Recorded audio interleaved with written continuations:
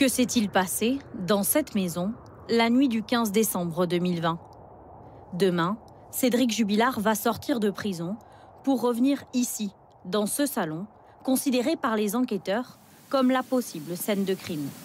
Cette nuit de décembre en famille, il va devoir la décrire au juge minute par minute, dans les mêmes conditions, de nuit, 2 ans après la disparition de son épouse.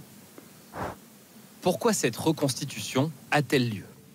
Les avocats de Cédric Jubilard l'a réclamée depuis plusieurs mois. Selon eux, elle permettra de démontrer son innocence. Expliquez-nous quand, comment, de quelle façon, avec quel timing et de quelle manière cet homme a pu faire disparaître le corps de sa femme en moins de 4 heures.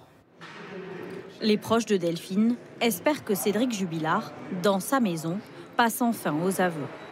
Ce qu'on attend, c'est qu'il se passe un déclic. On peut imaginer que revenir dans les lieux, ça peut susciter quelque chose, un sentiment, une émotion, un émoi qui peut-être le fera parler et lui fera dire des choses qu'il n'a jamais dites jusque-là. Les juges vont confronter le principal suspect à ces incohérences. Quelle zone d'ombre persiste ? Le couple s'est-il disputé ce soir-là ? Cédric Jubilard a toujours nié. Mais des voisines ont entendu des cris à 23 heures. Elles habitent dans cette maison, à 130 mètres des Jubilards. Est-il possible d'entendre des éclats de voix à cette distance ? Autre élément troublant. Pourquoi les lunettes de Delphine ont-elles été retrouvées cassées, une branche sous le canapé ?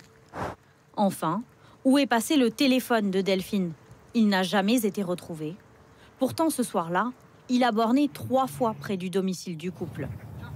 Après les fouilles, menées en vain il y a quelques mois, plus d'une centaine de gendarmes sera mobilisés à Cagnac-les-Mines, avec toujours l'espoir d'obtenir des réponses sur la disparition de l'infirmière de 33 ans.